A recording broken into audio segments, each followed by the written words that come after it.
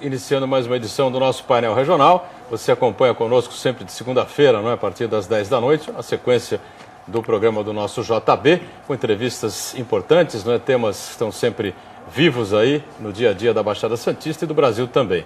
Lembrando que às 1h30 da tarde é o nosso primeiro encontro do dia, o painel regional Debates, trazendo aqui personalidades da região e do Brasil, discutindo pelas nossas bancadas, né, e debatendo também com você as nossas demandas, as prioridades aqui da região metropolitana e a pauta nacional também. Nessa edição aqui, o painel regional vai falar sobre música, não é? Arte, cultura, não é? E aqui, com muito prazer, a gente recebe o presidente do Clube do Choro aqui da cidade de Santos, né, o nosso Marcelo Laranja. Laranja, boa noite, prazer receber você, está tudo bem? Tudo bem, boa noite, Buturão, muito obrigado, Vinagre, obrigado pelo espaço que vocês abrem, estou à disposição de vocês. Obrigado ao Marcelo Laranja, participa com a gente, colabora conosco nesta edição, companheiro aqui do nosso time do painel regional, o nosso Luiz Vinagre. Vinagre, boa noite, tudo bem? Prazer tê-lo aqui nessa edição do painel. Olha, Buturão, além do prazer de estar mais um programa aqui com você, esse programa que está realmente cada vez mais se expandindo na nossa região, e hoje com uma particular felicidade de estar aqui com meu amigo Marcelo Laranja, um ícone, uma das pessoas que mais lutam por essa arte, pela cultura do choro no Brasil. Essa pessoa que eu tenho uma grande estima, é um dos baluartes de colocar essa moçada numa escola de chorinho, como vocês vão ter a oportunidade de ter mais detalhes com essa figura maiúscula, que é o Marcelo Laranja. Muito bem, você não vai participar pelo telefone, né? Não pode, porque o programa está gravado nessa edição, né? Mas com certeza você vai acompanhar aí uma série de informações interessantes, né? A respeito, como eu disse, não é? Da música, da arte, não é? Especialmente do choro.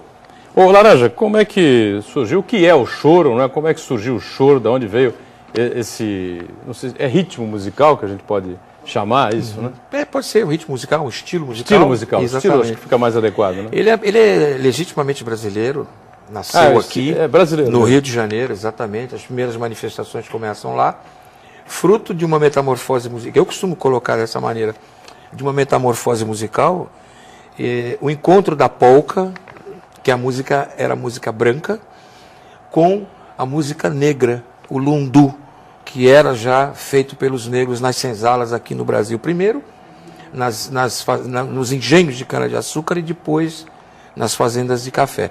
Desse encontro, dessas duas manifestações, e depois dessa metamorfose, porque isso é muito difícil de explicar, nasce isso que a gente conhece hoje como choro, que na época essa nomenclatura existia, mas não existia o estilo, porque era uma maneira dos brasileiros tocarem a música importada, porque não havia música brasileira. O lundu a gente pode considerar, então, como sendo de origem africana. Sim, sim, africano, exatamente. Já a polca, europeia. Europeia, exatamente. Porque, mais para o lado português, não?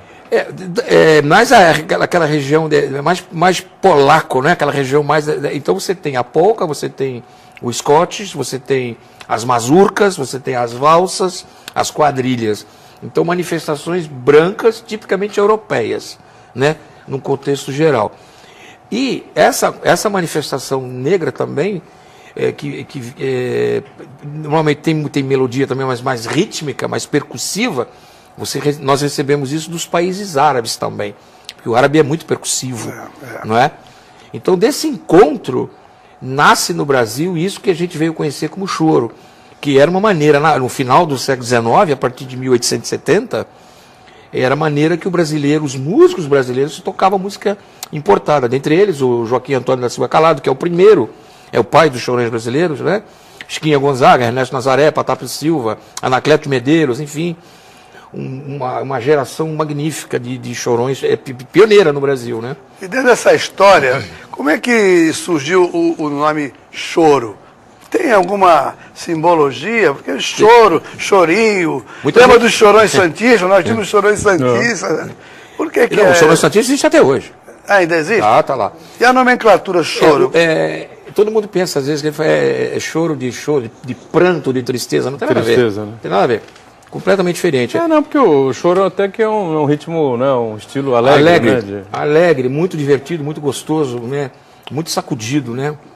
E tem várias definições para isso, entendeu? Eu vou falar duas só para não me alongar. O que eu acho é a opinião do escritor, pesquisador Ari Vasconcelos. Me parece a mais plausível.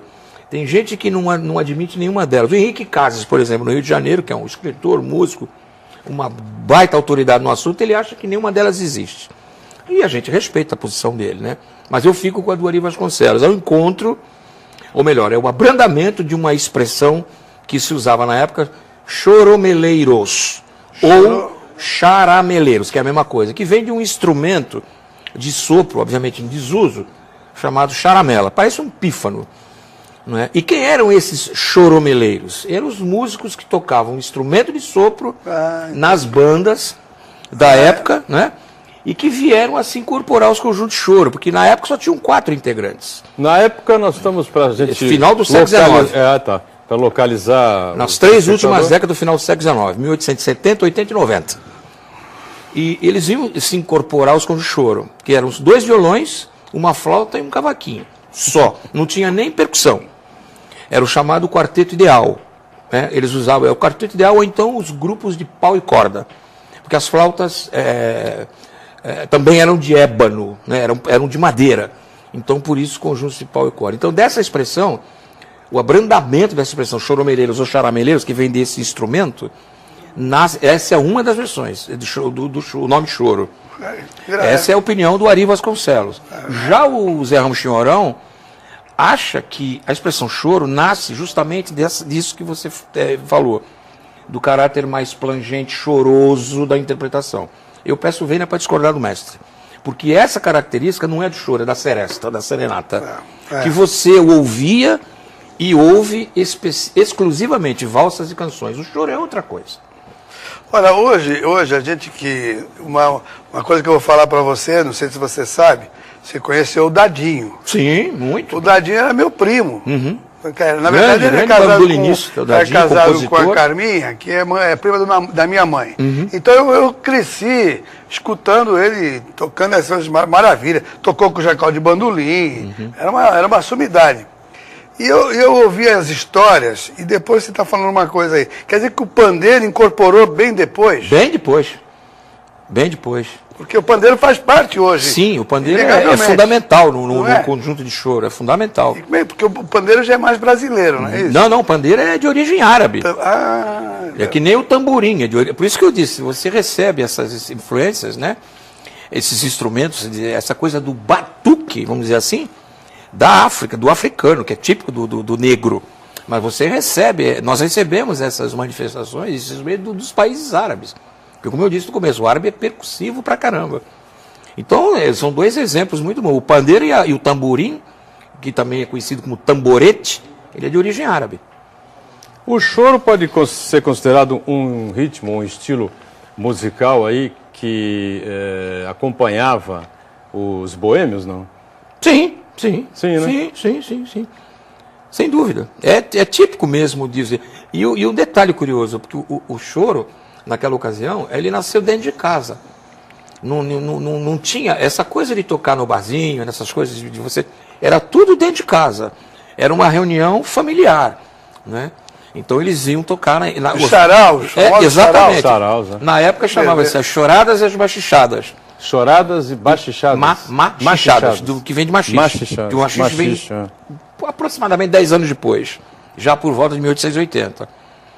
Só que o machixe foi o ritmo assim execrado pela sociedade carioca, né? Porque a dança do machixe exigia que os músicos, os pares se aproximassem muito. Exatamente, eles se engalfinhavam. Grudassem muito. É mais ou menos. Para a época devia ser um escândalo. Não, um escândalo nacional, tanto é que ele foi execrado. E para que as pessoas mais ou menos tenham uma ideia do que seria mais ou menos o machixe no final do século XIX, seria a lambada dos anos 80. Mas o ritmo era parecido? Não tem nada a ver. Nada a ver porque... Você fez a dança, a parte corporal, né? Exatamente, por causa dessa parte corporal que havia aquela sensualidade, né? E uma certa até lascívia. E no machixe acontecia isso, mas aquilo era um horror. Mas isso acontecia dentro de casa.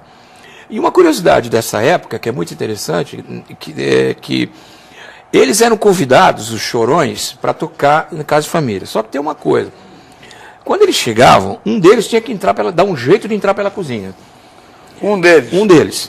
Um deles era designado, você entra pela cozinha e veja se não tem um gato dormindo em cima do fogão. Isso é fato verídico.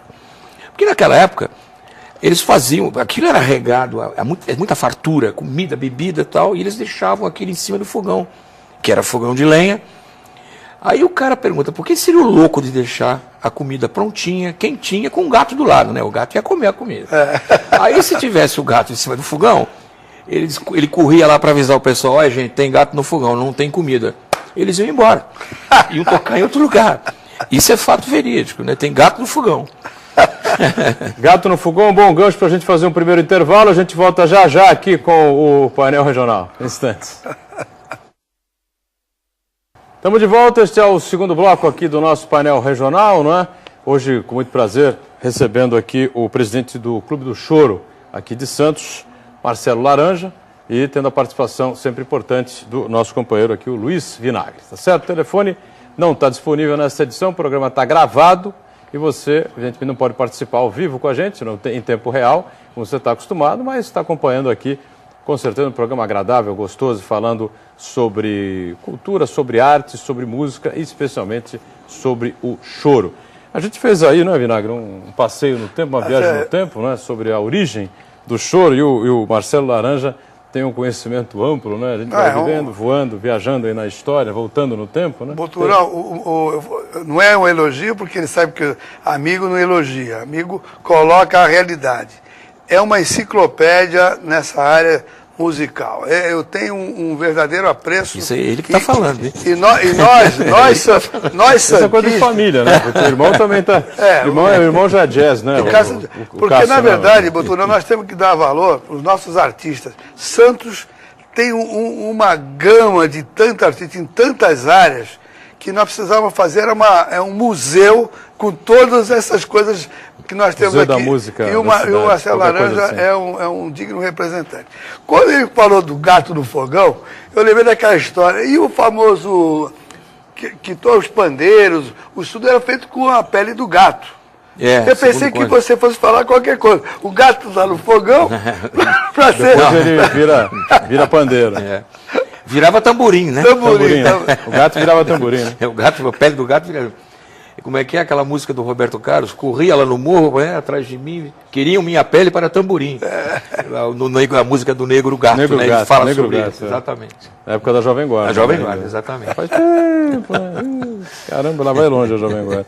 Você toca o quê, o Laranja? Eu sou modestíssimo, eu diria nem sofrível, insuficiente ritmista, sabe? Ritmista? De vez em quando eu brinco um pouquinho com a turma, mas eu fiquei mais com essa parte... Porque depois de um certo tempo... Você é um estudioso. Quando eu mergulhei nessa história, que me encanta muito, né? Porque a história da música popular brasileira é muito rica. É muito rica, né? E outra coisa, você não precisa ler, por exemplo, você comprar um livro de história para você saber de determinados momentos da história do Brasil. Em todos os sentidos, né? Então, você pega um livro, por exemplo, da Chiquinha Gonzaga, você conhece a história dela, você vai pegar a Guerra do Paraguai, você vai pegar a abolição da escravatura, porque ela era abolicionista, e a proclamação da República, porque ela também era republicana. Foi uma mulher magnífica, fantástica. Então você tem, só com a obra da Chiquinha Gonzaga, você já tem 3 momentos da história do Brasil. A Guerra do Paraguai, ela foi casada com um militar que foi engajado na guerra, a abolição da escravatura e a proclamação da República. Se você vem já para o século XX, né? Você pega nas 2 ditaduras de Getúlio Vargas, né, nos 30, 50, você já vê o momento político. Agora mais para a minha época, anos 60 e 70, no auge da ditadura. Né? Nossa, você pega... Bossa Nova, né? Tudo essa coisa maravilhosa que apareceu na música brasileira, posso falar que é uma das melhores, porque foi o que eu vi, foi o que eu presenciei. Toda essa gente, vem Jobim, vem João Gilberto, vem Vinícius, vem Chico, vem todo esse povo. E você pega na primeira ditadura, você já vai pegar Ari Barroso, vai pegar Custódio Mesquita, você vai pegar um monte de gente, Francisco Alves, Carlos Galhardo, enfim, grandes nomes da música. E aí você tem a visão política, social e cultural da época. O Brasil é um país curioso, né? Você olha para a Argentina, você imediatamente vê o tango, né? Você olha para Portugal, imediatamente você identifica o fado, né? Aí você vê outros, bom, a Áustria é valsa. Valsas vianenses. Sim, né? europeias. É isso. Aí você vai Alemanha... As polcas também. Estados Unidos, rock and roll. Estados Unidos já tem uma variação um pouco... Não, os Estados Unidos, como disse, tem uma variação, eu quero né? repetir a frase que o Peri Ribeiro falou para mim no estúdio da Rádio Litoral quando eu entrevistei em 2001. Ele falou assim: Marcelo, o baterista dele era colombiano, venezuelano, não me lembro agora. Eu até achei engraçado naquela época. Ele falou: mas eles sabem tocar? Ele falou: sabem aprender, eles tocam muito bem. Ele falou: Peri, eu só conheço 3 países no mundo que tem música boa. Palavras dele: Cuba, o meu e o teu. Ou melhor, ele não era colombiano, venezuelano, não, perdão, ele era norte-americano. Então ele falou: os melhores países do mundo fazem música: Cuba, Estados Unidos e Brasil. Cuba é aquele ritmo da... Altamente musical o cubano, incrível. E a influência, Mas né? há variações? Sim, demais da conta. Tanto é que você pega a influência dessa música latina, eu cito, por exemplo, nos anos 40, a gravação de Perfídia pela orquestra do Glenn Miller, por exemplo. Você pega nos anos 60 o Harry Belafonte gravando Matilda, por exemplo. Você pega nos anos 60 Nat King Cole cantando ritmos latino-americanos, bolero, né? Eddie Gourmet, que foi uma das grandes cantoras americanas. Nat King Cole gravou boleros? Tem um disco, uma das coisas mais ricas do mundo, Nat King Cole, cantando músicas latino-americanas e muita música brasileira. Também cantou a música brasileira, exatamente. Entendeu? Exatamente. O Nat King Cole é um espetáculo. E essa influência toda latino-americana, tanto para cima quanto para baixo, é toda ela cubana. Salsa, a maneira, enfim, várias... Salsa é cubana? Não. A salsa. Não, mas mexicana. É tudo dessa região. É difícil identificar, especificamente, para dizer, agora não sei te dizer, mas... Do Caribe ali, né? Exatamente. Toda essa manifestação começa tudo por Cuba. Mambo. Tudo. E você pega rumba, calypso, você pega toda essa América Central, principalmente, né? América Central, mas tudo nasce por Cuba. Mas é curioso, o que eu queria falar do Brasil é que existe essa miscigenação toda aqui, não é? Exatamente. E se traduz numa riqueza cultural monstruosa, que só o brasileiro não dá valor. Você ia falar, no Sul, nós temos o fandango. Fantástico. Né? A milonga, você tem um monte, o bugio. No Nordeste, aquela infinidade, cada estado tem uma Não, e dança. são regiões de cultura regional, folclórica, muito fortes. Precisam ser preservados, né? Sim, exatamente. Acima de tudo. Acima de tudo, É preservado. uma ameaça terrível, exatamente. Né? E o gaúcho ele é muito rigoroso nisso. Ele não abre mão das suas tradições. É, uma padronização cultural no Brasil que é uma coisa perigosa, né? Você acaba tirando aquela essência, né, da cultura de cada região que nós temos aqui. E outra né? coisa, que para mim é terrível é essa mistureira toda, né? Porque você já começa a ver ritmos, né? Como, por exemplo, a lambada, né? A lambada já é o resultado de uma mistureira musical, como é axé, um monte de coisa que está aí. Né? Essa poluição sonora que a molecada ouve. Terrível, pavorosa. Na sua opinião, então, Marcelo Lara, o que é assim, a música brasileira pura? O que é mais assim, nossa, tradicional? Samba? É essa de essência choro, que a gente fala, o choro, o samba verdadeiro. Né? Isso é nosso sim, mesmo. Exatamente, o machixe, entendeu? A própria bossa nova que todo mundo diz, isso na minha opinião, todo mundo disse que era americana. Não, desculpe. A bossa nova nasceu brasileira. Você pegar a gênese na bossa nova, sabe o que ela tem? Ela tem samba canção, ela tem samba sincopado, ela tem choro e samba choro. Essa é a gênese musical da bossa nova. Então isso é absolutamente brasileira. O que aconteceu, na minha opinião, foi um processo de jazzificação da bossa nova. O samba choro, o que é, por exemplo? É a mistura do samba com choro. Com choro, tudo bem, mas você lembra alguma música assim que identifique bem essa mistura? Tem a música do próprio criador dessa nomenclatura, que é o compositor Pedro Caetano, né?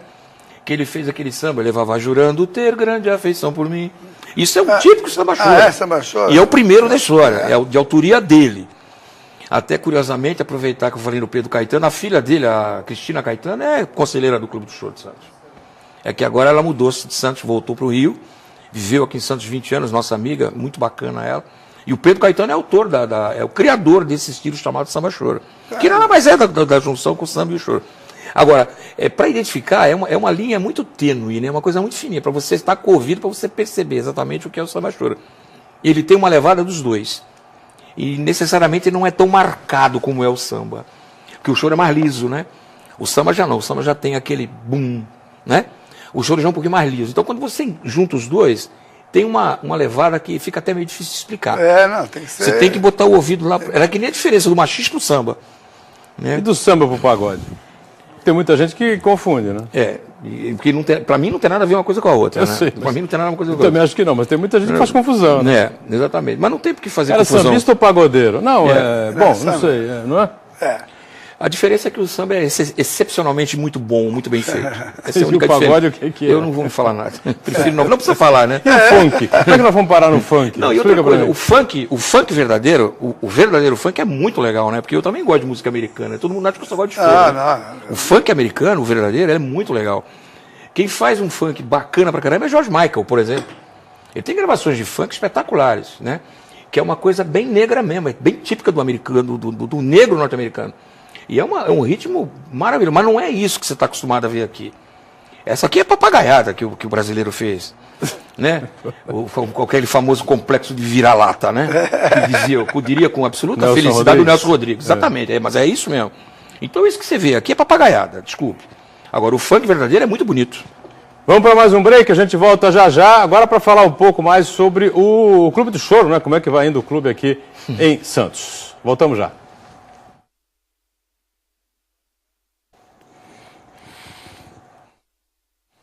Nós estamos voltando aqui com o nosso painel regional, né? Com muito prazer recebendo aqui o Marcelo Laranja, que preside o Clube do Choro de Santos, e também na companhia também sempre importante o nosso Luiz Vinagre para o nosso terceiro e último bloco desta edição, né?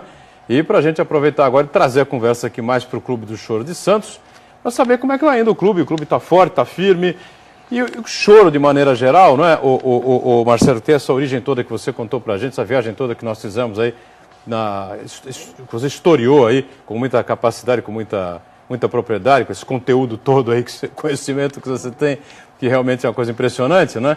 E o jovem, né, de maneira geral, né, está se engajando, gosta do choro, participa. Enfim, conta pra gente aí como é que vai o clube aqui em Santos. É surpreendente a aceitação do jovem, da garotada, da música, porque se você não mostra isso, como é que eles vão saber? Você tem um prato, você nunca comeu, como é que você vai dizer se você gostou ou não? Claro. A experiência que a gente tem na escola é essa, à medida que eles viram aquilo, eles ficaram encantados, né? E você precisa ver o entusiasmo deles, a dedicação deles, né?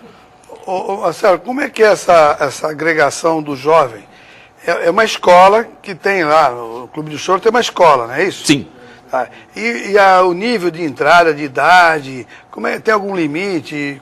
Eles vão totalmente aprender lá ou já vem com alguma bagagem? Não necessariamente, você não precisa conhecer nada, você começa do zero, como muitos começaram. Alguns já tinham uma pequena experiência, mas começa do zero, mais ou menos da idade de 9 a 16 anos, entendeu? E se houver interesse... Agora, não sei, essa informação que tinha que dar era o Luiz Fernando, que é o diretor da escola, que está bem mais a par dessa parte. Mas as inscrições são feitas no mercado municipal, onde a escola tem sede. Mas aí não quero deixar essa informação para que as pessoas achem que no dia seguinte tem que ir lá para escrever. Não é assim. Aí, quando tiver na ocasião, nós acabamos de montar mais uma turma, né? Aí abrem-se novas inscrições. E tudo dentro de acordo das possibilidades. Onde é o Clube do Choro aqui de Santos, para que as pessoas... Agora nós estamos aqui, a sede vai começar a funcionar agora. Aqui no calçadão da Rua 15, no número 68. Calçadão da Rua 15, lá no Boulevard, exatamente. No Centro Histórico, exatamente. Centro Histórico, exatamente.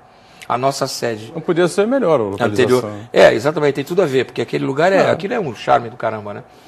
E a nossa era no número 50, no mesmo calçadão da Rua 15. Agora nós viemos para o 68, né?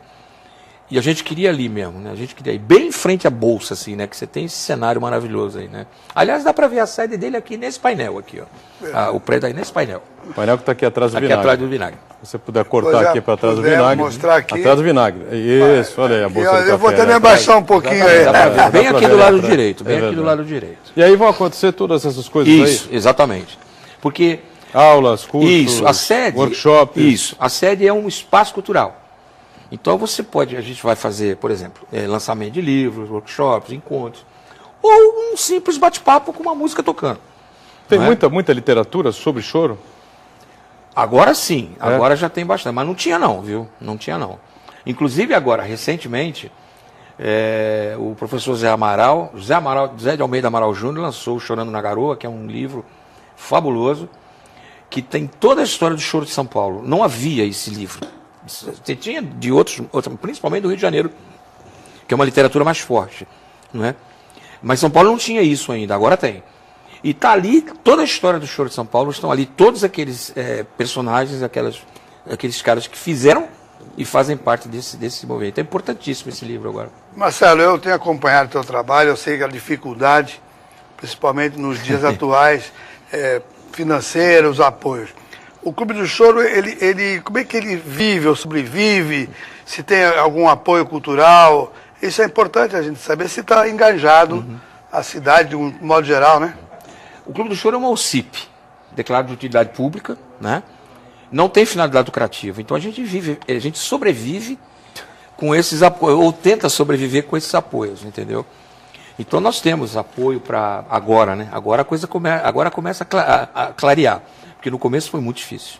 Eu sei. Hoje tem a escola que tem um patrocínio, nós conseguimos verba para poder organizar a sede, para a gente fazer o evento do Dia Nacional do Choro, que está no calendário da cidade, entendeu? Enfim, então, se não for assim... Que dia é? 23 de abril, que é o Dia Nacional do Choro, em homenagem a Pixinguinha. Se você não tiver esse apoio, você não realiza nada, Vinagre. 23 de abril? 23 de abril, Dia Nacional do Choro. Do meu filho, mais velho. Também. Dia de São Jorge.